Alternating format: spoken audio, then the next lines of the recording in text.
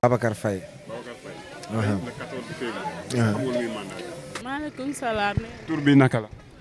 Khady Faye madame Ndiaye. waaw am na lu ma ci xam mooy que jour la boo xam ne dañ ko jagleel uniquement ñi nga xam dañoo bëggante jagleel ko ñi nga xam ne dañoo bëggante yàlla tax ak ñi nga xam ne dañoo bëggante di waaj a marié waaw muy Saint-Valentin jour la boo xam ne tamit même soxna yi sax dañu koy fàttali man sama soxna mi ma koy fàttali quoi. waaw am naa lu ma ci mën a wax kay nag man femme mariée laa jour bu neex la jour bu may rappeler souvenir yu neex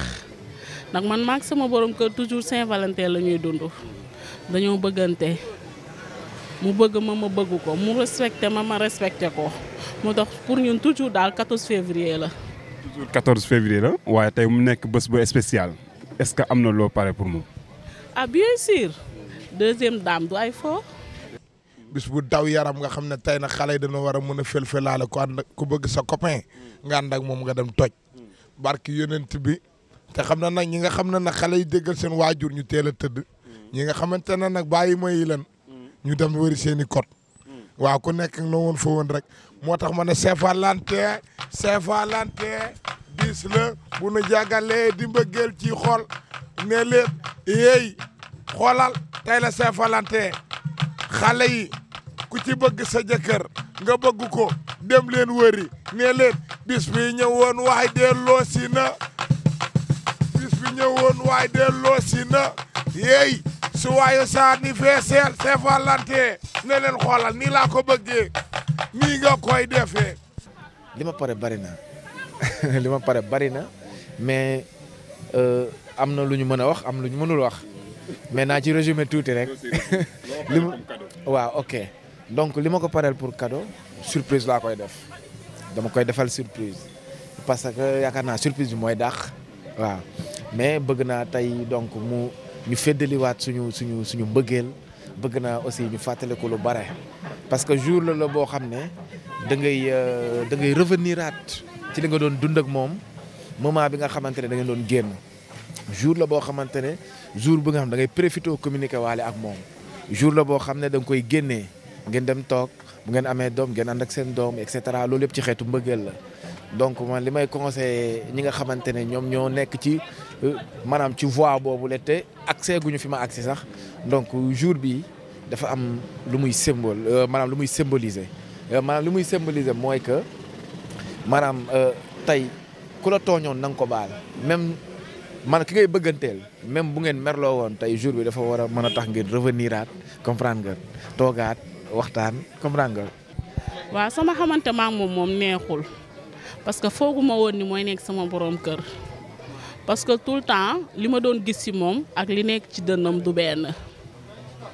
dama ko doon wax ne ko daal sa jikko neexuma wax dëgg yàlla te en ce moment ñuy sëy rëccuwuma lu ma duggee woon ci moom parce que li ma daan gis ci moom ak li nekk ci moom ça fait deux waaw dëgg yàlla moom rëccuwuma lu ma duggee ci moom. non daf may fàttali lu bare non daf may fàttali sax jour bi may rombate moom xamaguma ma koy gis di wax ci moom comprendre nga di ko maanaam di ko communiquer ak samay copains naan leen xale bi macha allah. nga koy rëbb. ma koy rëbb ba yàlla def ma ne ko niip. waaw jour bi dafa may fàttali jour bi ma ne ko niip. comprendre nga donc lu bare la may fàttali daal nekk na jour boo xam ne daal macha allah moom mi ma koy rappelé avant-hier mu ngi naan ma loo may jëndal ci cadeau Saint-Valentin mais dama ne ko non du ma la jëndal dara parce que dama ko bëgg a defal surprise. yàggul dara parce que nit boo nekkul ak moom mënoo ko xam mais damaa dugg ci moom même pas quelque temps rek ma xam ne waajaa ngi teppi naa aas bi. sama soxna mun naa wax ci moom lu bare ay qualité yu positif yu bare mun naa ne donc àdduna jigéen ñëpp noo def am nañ ay problème sëy yëpp am problème amul sëy bu amul problème donc dañ naan problème yi yàlla na néew quoi waaw mais sama jabar donc li ma mën a wax ci moom tey bu ma ko doon wax fii yaakaar naa duñ fi jógee quoi donc bëri na ay qualité quoi macha allah man qualité yi moo mën a rey ci moom quoi. ñaata weer ñaata at ngeen def avant ngeen di sëy. man 1 mois 2 jours 3 jours parce que mariage la woon waaw kay déedéet dama ne suñu diggante maak moom du relation mariage la moo tax 1 mois 2 jours rek lañ génn mu dem ñaani ma sans sama autorisation bett ma nag ak nouvelle bu neex ma kontaan si bay bëgg a dee ma xamante ni sama jëkkër a ngi nii nag ma jàpp si. man sama madame laay xaar mu ñëw rek ma def rouge noir rek daal di toj ndax ku ne xam ne say maa ngi féete sama côté boole ma dara koy wax waaw si kanam nag moom dafa war a toj nag te tey damaa war a génn tey est-ce que du ma dem masik lan Martial lan nga koy wax. waaw mu ngi nii comme dafa maa sori dafa liggéeyi As Malick Ndiaye Maysa Malick Niang fëri ma te jëmba ji si gere sooy Abdaraay maamam Salaatooy yaayam Bakaray baayam kii mooy góoru Xadi Fay baayu góor a Ndiaye yaa ma sagal te di nga xam te ne lebal nga ma lu ma lay fay je t'aime I love you. waaye xale jigéen ñi daal ku nekk ki nga bëgg ko ba jàppale ko te yàlla tax loolu rek laa leen di ñaanal koo xam ne amoo jëkkër at mi balaa mu ñëw yàlla nañ la takk barki yonent bi loolu rek laa leen di ñaanal tu ko xam ne tey da di bisu feetu di bis boo dellu si sunu maam yi daan ko def sunu baay daan ko def tey xale yi ñëw di ko def kon kooku doole sant yàlla la te dama ñaan yàlla yàgg yàlla na jàmm yàgg Sénégal. madame Ndiaye tey man lay waayal